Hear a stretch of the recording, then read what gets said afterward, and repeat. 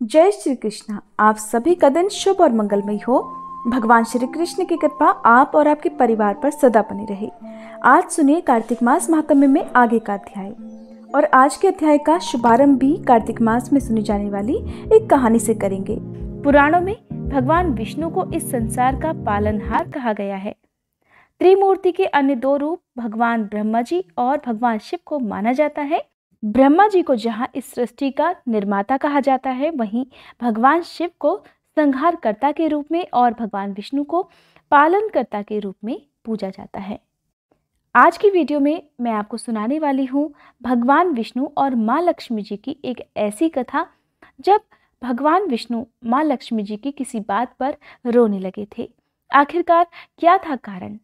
तो आइए सुनते हैं कार्तिक मास में भगवान विष्णु और माँ लक्ष्मी जी की ये एक सुंदर और अद्भुत कथा। पौराणिक कथा के अनुसार एक बार भगवान विष्णु जी शेषनाग पर बैठे बैठे उदास हो गए और उन्होंने मृत्युलोक पर यानी कि धरती लोक पर जाने का विचार बना लिया। धरती पर जाने का मन बनाते ही विष्णु भगवान जाने की तैयारियों में लग गए। अपने स्वामी को तैयार होता देखकर देवी लक्ष्मी ने उनसे पूछा, हे स्वामी, आप कहाँ जाने की तैयारियों में लगे हुए हैं? तब उत्तर में भगवान विष्णु ने कहा, हे लक्ष्मी, मैं धरती लोक पर घूमने जा रहा हूँ। ये सुनकर माँ लक्ष्मी जी का भी मन धरती पर जाने का हुआ और उन्होंने श्री हरि से इसकी आज्ञा मांगी। तब माँ लक्ष्मी द्वारा बार बार प्रार्थना करने पर भगवान विष्णु कहने लगे, तुम मेरे साथ चल सकती हो, लेकिन एक शर्त पर। तुम धरती पर पहुंचकर उत्तर दिशा की ओर बिल्कुल मत देखना, तभी मैं तुम्हें अपने साथ लेकर चल सकता हूँ। ये सुनते ही माँ लक्ष्मी ने हाँ कह दिया और विष्णु भगवान के साथ धरती लोक पर जाने के लिए तैयार हो गई। माँ लक्ष्मी जी और भगवान श्री विष्णु सुबह सुबह धरती लोक पर पहुंच गए। जब वे धरती लोक पर पहुंचे तब सूर्य देवता उदय ही हुए थे और रात्रि में बरसात हुई थी, जिस कारण चारों ओर हरियाली ही हरियाली थी। धरती बहुत सुंदर दिख रही थी, जिसके कारण माँ लक्ष्मी जी मंत्रमुग्ध होकर धरती के चारों तरफ देखने लगी और भूल गई कि पति को क्या वचन देकर आई हैं। अपनी नजर घुमाते हुए उन्होंने कब उत्तर दिशा की तरफ देख लिया, उन्हें पता ही नहीं चला। मन ही मन इतना मुग्ध हो गई कि माँ लक्ष्मी ने जब उत्तर दिशा की तरफ देखा तो उन्हें एक सुंदर बगीचा नजर आया। उस ओर से भीनी भीनी खुशबू आ रही थी और उस बगीचे में बहुत ही सुंदर सुंदर और तरह तरह के फूल खिले हुए थे। फूलों को देखते ही माँ लक्ष्मी बिना सोचे समझे उस बगीचे में चली गई और एक सुंदर सा फूल तोड़ कर ले आई। फूल तोड़ने के बाद जैसे ही माँ लक्ष्मी जी भगवान विष्णु के पास वापस लौट कर आई, तब भगवान विष्णु की आंखों में आंसू थे। माँ लक्ष्मी जी के हाथ में फूल देखकर भगवान विष्णु कहने लगे, हे देवी, कभी भी किसी से बिना पूछे उसका कुछ भी नहीं लेना चाहिए। और साथ ही उन्होंने अपना दिया हुआ वचन भी देवी लक्ष्मी को याद दिलाया। तब माँ लक्ष्मी को अपनी भूल का आभास हुआ। उन्होंने भगवान विष्णु से इस भूल के लिए क्षमा याचना भी की, लेकिन भगवान श्री हरि ने कहा, हे देवी, तुमने जो भूल की है उसकी सजा तो तुम्हें अवश्य मिलेगी। जिस माली के खेत से तुमने बिना पूछे फूल तोड़ लिए हैं वो एक प्रकार की चोरी ही तो है। इसलिए अब तुम 3 वर्ष तक माली के घर नौकर बनकर रहो, उसके बाद मैं तुम्हें वैकुंठ लोक में वापस बुलाऊंगा। भगवान विष्णु का आदेश माँ लक्ष्मी ने चुपचाप सर झुकाकर मान लिया, जिसके बाद माँ लक्ष्मी ने एक गरीब औरत का रूप धारण किया और उस खेत के मालिक के पास पहुंच गई। माधव नाम के उस मालिक का एक झोपड़ा था, जहां माधव की पत्नी 2 बेटे और अपनी बेटियों के साथ रहा करती थी। जब माँ लक्ष्मी एक साधारण औरत बनकर माधव के झोपड़े पर गई, तब माधव ने पूछा, बहन तुम कौन हो? तब माँ लक्ष्मी ने कहा, मैं एक गरीब औरत हूँ, मेरी देखभाल करने वाला कोई नहीं, मैंने कई दिनों से खाना भी नहीं खाया, मुझे कोई काम दे दो, मैं तुम्हारे घर का सारा काम कर दिया करूँगी और इसके बदले में आप मुझे अपने घर के एक कोने में आश्रय दे देना। माधव बहुत ही अच्छे दिल का मालिक था, उसे दया आ गई, लेकिन उसने कहा, बहन मैं तो बहुत ही गरीब हूँ, मेरी कमाई से मेरे घर का खर्च ही काफ़ी कठिनाई से चलता है, लेकिन अगर मेरी 3 की जगह 4 बेटियां भी होती तब भी तो मुझे गुजारा ही करना था। इसलिए अगर तुम मेरी बेटी बनकर जैसा भी रूखा सूखा हम खाते हैं उसे खाकर खुश रह सकती हो तो बेटी अंदर आ जाओ। माधव ने माँ लक्ष्मी को अपने झोपड़े में शरण दे दी और माँ लक्ष्मी जी 3 साल तक माधव के घर में नौकरानी बनकर रहीं।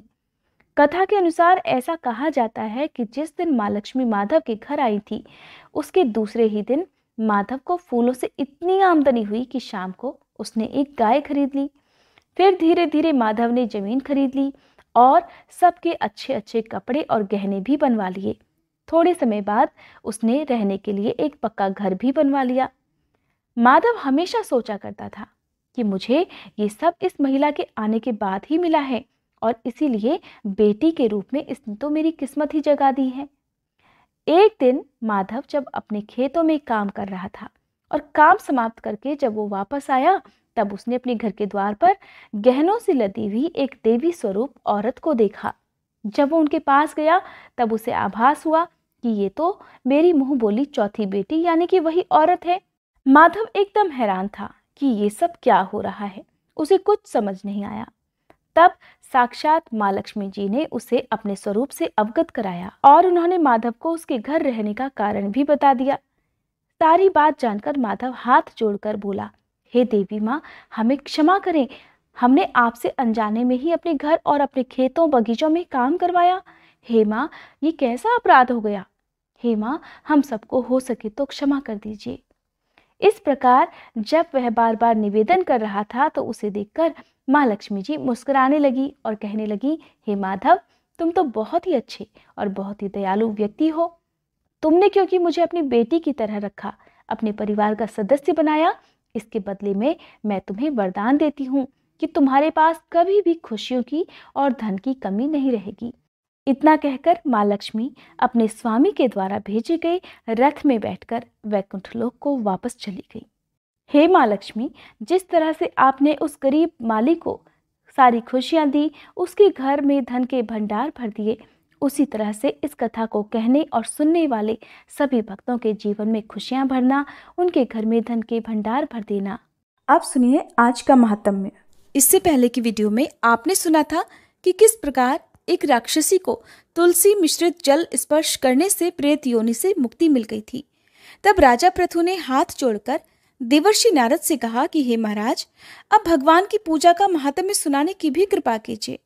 देवर्षि नारद ने तो राजा पृथु के सभी प्रश्नों का उत्तर दिया ही था। जब राजा पृथु ने इस प्रकार निवेदन किया तब देवर्षि नारद वीणा बजाते हुए नारायण नारायण कहकर कहने लगे कि हे राजा पृथु, जो मनोविनोद अर्थात हंसी में भी भगवान का भजन कर लेता है उसको भी परम पद प्राप्त हो जाता है, और जो श्रद्धा युक्त होकर भजन करता है उसके महात्म्य का तो कभी वर्णन ही नहीं किया जा सकता। इस संबंध में हे पृथु, मैं एक अति प्राचीन इतिहास तुम्हें सुनाता हूँ, ध्यानपूर्वक सुनो। देवर्षि नारद कहने लगे, कलिंद पर्वत पर दीर्घपुर नामक नगर में सुबाहु नामक एक अत्यंत धर्मात्मा राजा राज्य करता था। वह प्रजा का पुत्र के समान पालन करता था और उसकी प्रजा भी उसे बहुत प्रेम करती थी। उसके धूम्रकेश नाम का एक पुत्र था जो अत्यंत दुराचारी, परस्त्रीगामी, चोर और जुआरी था। पुत्र के दुराचरणों को देखकर राजा सुबाहु ने उसे समझाने का अनेक बार प्रयास किया। उसे अनेकों बार प्रताड़नाएं भी दी, लेकिन वह किसी प्रकार नहीं माना। एक दिन खेलते हुए उसकी गेंद छोटी रानी के महल में जा गिरी। जब वह गेंद लेने के लिए महल में गया तो उसकी विमाता छोटी रानी उस पर मोहित हो गई और उन दोनों ने कामांध होकर भोग विलास किया। जब राजा को इस बात का पता चला तो राजा ने धूम्रकेश को प्राण दंड तो नहीं दिया, परंतु उसे अपने राज्य से बाहर निकाल दिया। अब राजकुमार वन में रहकर हर दिन मांस मदिरा खाता पीता और रात को वैश्याओं के यहाँ निवास करता। चोरी आदि करके जो भी धन उसे मिलता वह सब वैश्याओं को वह दे दिया करता। इस प्रकार अनेकों वर्ष बीत गए। एक समय वह भटकते भटकते वृंदावन में पहुंच गया। वृंदावन में धूम्रकेश ने सत्यव्रत नामक एक परम विष्णु भक्त को देखा, जो अपना घर बार छोड़कर कार्तिक मास में वृंदावन में ही रहकर भगवान का पूजन करता और केवल कंदमूल और फल खाया करता था। वह भक्त प्रतिदिन भगवान से प्रार्थना किया करता कि हे भगवान, इस दुख रूपी संसार में डूब रहे मुझ दीन की आप रक्षा कीजिए। मैं राधा जी सहित आपको बारंबार नमस्कार करता हूँ। प्रेम मगन होकर वह भक्त कभी कभी रोने, कभी गाने तो कभी नाचने लगता था। धूम्रकेश ने उस भक्त की जब ये क्रियाएं देखी तो रात को वैश्या के घर आकर मिट्टी की एक मूर्ति बनाकर वैसे ही सब काम उसने भी किए जैसा वह विष्णु भक्त किया करता था। अंत में स्तुति आदि करके वह वैश्या के घर में ही सो गया। दैव योग से राजा के दूत भी उसी समय वहां आ गए और उनके हाथ से धूम्रकेश मारा गया। अब जब वह मारा गया तो यमदूत उसे महापापी समझकर मारते हुए पकड़कर यमराज के पास ले गए। धूम्रकेश को देखते ही यमराज अपने सिंहासन से खड़े हो गए और पाद्य अर्घ्य आदि देकर उसका सत्कार किया। फिर अपने दूतों को फटकारते हुए कहा कि तुम्हें धिक्कार है। जब हमने ये आज्ञा दी हुई है कि विष्णु भक्तों को यहाँ पर मत लाओ, फिर तुम सब यहाँ धूम्रकेश को क्यों लेकर आए? उसने तो कार्तिक मास का व्रत वृंदावन धाम में चाहे हास्य में ही किया हो, फिर भी वह वैकुंठ लोक में जाने का अधिकारी है। वैकुंठ लोक में भेजने से पहले यमराज ने धूम्रकेतु को अपने निकट बिठाकर कहा कि भगवान की भक्ति 9 प्रकार की है। उनकी कथा सुनने से राजा परीक्षित, कीर्तन से शुकदेव, स्मरण से प्रहलाद, चरणों की सेवा से लक्ष्मी जी, पूजा से पृथु, वंदना से अक्रूर, दास्य भाव से अर्जुन और आत्मनिवेदन से राजा बलि, ये सब जिस प्रकार परम पद को प्राप्त हुए हैं उसी प्रकार चाहे हास्य से ही सही तुमने भगवान की पूजा की, मगर फिर भी तुम स्वर्ग के अधिकारी हो।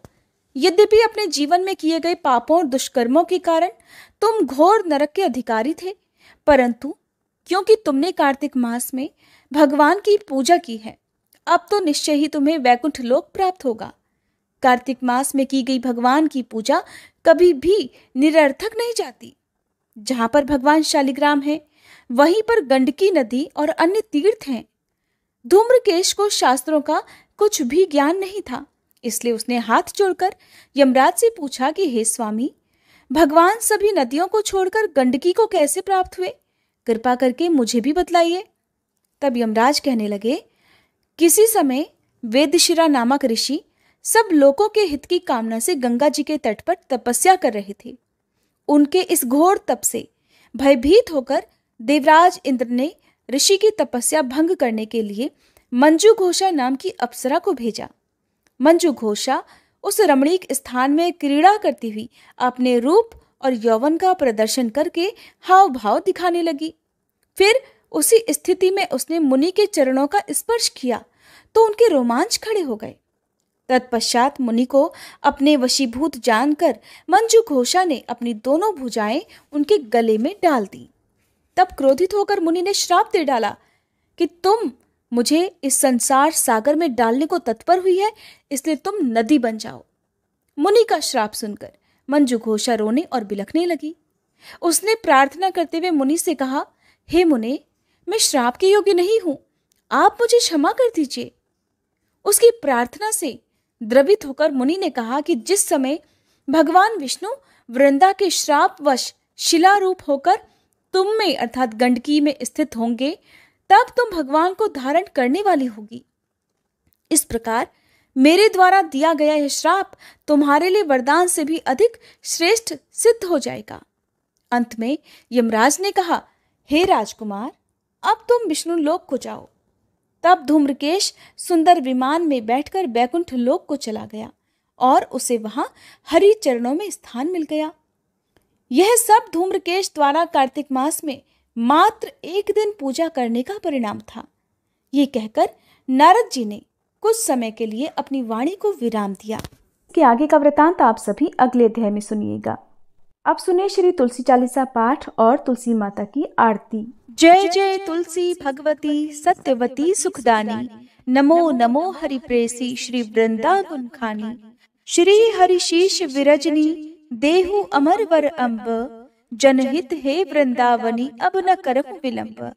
धन्य धन्य श्री तुलसी माता, महिमा अगम सदा श्रुति गाता। हरि के प्राण से तुम प्यारी, हरहि हेतु कीन्हो तप भारी। जब प्रसन्न है दर्शन दीन्हो, तब कर जोरी विनय उस कीन्हो। हे भगवंत कंत मम होहु, दीन जानि जानि छाड़हु छोहु। सुनि लक्ष्मी तुलसी की बानी, दीन हो श्राप कध पर आनी। उस अयोग्य वर मांगन हारी, हो बिटप तुम जड़ तनुधारी। सुनि तुलसी ही श्रव्यो तेहि ठामा, करहु वास तुहु नीचन धामा। दियो वचन हरि तब तत्काला, सुनहु सुमुखी जानी होहु बिहाला। समय पाई ब्योहरो पाति तोरा, पूजहि आस वचन सत मोरा। तब गोकुल मह गोप सुदामा, तासु भई तुलसी तू बामा। कृष्ण रास लीला के माही, राधे शक्यो प्रेम लखि नाही। दियो श्राप तुलसी तत्काला, नर लोकहि तुम जन्महु बाला। यो गोप वह दानव राजा, शंख चूर्ण नामक शिर ताजा। तुलसी भई तासु की नारी, परम सती गुण रूप अगारी। अस द्वै कल्प बीत जब गयहु, कल्प तृतीय जन्म तब भयहु। वृंदा नाम भयो तुलसी को, असुर जलंधर नाम पति को। कर अति द्वंद अतुल बल धामा, कीन्हा शंकर से संग्रामा। जब निज सैन्य सहित शिव हारे, मरहि न तब हर हर ही पुकारे। पतिव्रता वृंदा थी नारी, को न सके पति ही संहारी। तब जलंधर ही भेष बनाई, वृंदा ढिग हरि पहुँचो जाई। शिव हित लहि करि कपट प्रसंगा, कियो सतीत्व धर्म तो ही भंगा। भयो जलंधर कर संहारा, सुनी उर शोक उपारा। तिहि क्षण दियो कपट हरि टारी, लखि वृंदा दुख गिरा उचारी। जलंधर जस हत्यो भीता, सोई रावण तस हरहि सीता। अस प्रस्तर सम हृदय तुम्हारा, धर्म खंडी मम पति संहारा। यही कारण लहि श्राप हमारा, होवे तनु पाषाण तुम्हारा। सुनि हरि तुरत ही वचन उचारे, दियो श्राप बिना विचारे। लख्यो ना निज करतूत पति को, छलन चाहियो जब पार्वती को। जड़मति तुह अस हो जड़ रूपा, जग में तुलसी बिटप अनूपा। धग्व रूप हम शाली ग्रामा, नदी गंडकी बीच ललामा। जो तुलसी दल हम ही चढ़ई है, सब सुख भोग परम पद पई है। बिनु तुलसी हरि जलत शरीरा, अतिशय उठत शीश उर पीरा। जो तुलसी दल हरि शिर धारत, सो सहस्त्र घट अमृत डारत। तुलसी हरि मन रंजनिहारी, रोग दोष दुख भंजनिहारी। प्रेम सहित हरि भजन निरंतर, तुलसी राधा में नाही अंतर। व्यंजन हो 56 प्रकारा, बिन तुलसी दल ना हरहि प्यारा। सकल तीर्थ तुलसी तर छाही, लहत मुक्ति जन संशय नाही। कवि सुंदर इक हरि गुण गावत, तुलसी निकट सहस गुण पावत। बसत निकट दुर्वासा धामा, जो प्रयास ते पूर्व ललामा। पाठ करहि जो नित नर नारी, हो ही सुख भाषहि त्रिपुरारी। तुलसी चालीसा पढ़ी तुलसी तरु गृहधारी, दीप दान करी पुत्र फल पावही बंध्यहु नारी। सकल दुख दरिद्र हरिहार हुए परम प्रसन्न, आशय धन जन लड़ही कर बसहि पूर्णा अत्र। लाही अभिमत फल जगत महिलाहि पूर्ण सब काम, जेहि दल अर्पहि तुलसी तह सहस बसहि हरि राम। तुलसी महिमा नाम लख तुलसी सूत सुख राम, मानस 40 रच्यो जग मह तुलसीदास। प्रेम से बोलिए तुलसी महारानी की जय। तुलसी महारानी नमो नमो, हर की पटरानी नमो नमो। तुलसी महारानी नमो नमो, धन तुलसी पूरण तप कीनो, शालिग्राम बनी पटरानी नमो नमो। तुलसी महारानी नमो नमो, हर की पटरानी नमो नमो। जाके पत्र मंजरी कोमल, श्रीपति कमल चरण लपटानी नमो नमो। तुलसी महारानी नमो नमो, हर की पटरानी नमो नमो। कौन महीने बोई रानी तुलसा, कौन महीने हुई हरियाली नमो नमो। तुलसी महारानी नमो नमो, हर की पटरानी नमो नमो। कौन महीने हुई तेरी पूजा, कौन महीने हुई पटरानी नमो नमो। तुलसी महारानी नमो नमो। आषाढ़ मास में बोई रानी तुलसा, सावन महीने हुई हरियाली नमो नमो। तुलसी महारानी नमो नमो, हरि की पटरानी नमो नमो। कार्तिक मास में हुई तेरी पूजा, मंगसिर मास हुई पटरानी नमो नमो। तुलसी महारानी नमो नमो, हर की पटरानी नमो नमो। धूप दीप नैवेद्य आरती, पुष्पन की वर्षा बरसानी नमो नमो। तुलसी महारानी नमो नमो, हर की पटरानी नमो नमो। 56 भोग 3600 व्यंजन, बिन तुलसी हरि एक न मानी नमो नमो। तुलसी महारानी नमो नमो, हरि की पटरानी नमो नमो। जो तुलसी को सवेरे गाए, श्री कृष्ण के दर्शन पाए नमो नमो। तुलसी महारानी नमो नमो, हर की पटरानी नमो नमो। जो तुलसी को दोपहर गाए, खीर खांड का भोग लगाए नमो नमो। तुलसी महारानी नमो नमो, हर की पटरानी नमो नमो। जो तुलसी को सांझ को गाए, श्री कृष्ण की आरती उतारे नमो नमो। तुलसी महारानी नमो नमो, हर की पटरानी नमो नमो।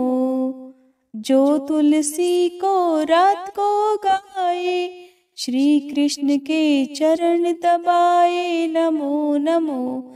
तुलसी महारानी नमो नमो, हर की पटरानी नमो नमो। सब सखी मैया तेरो यश गावे, भक्ति दान दी जय महारानी नमो नमो। तुलसी महारानी नमो नमो, हर की पटरानी नमो नमो, तुलसी महारानी नमो नमो, हर की पटरानी नमो नमो। उम्मीद है आज की ये वीडियो आपको पसंद आई होगी।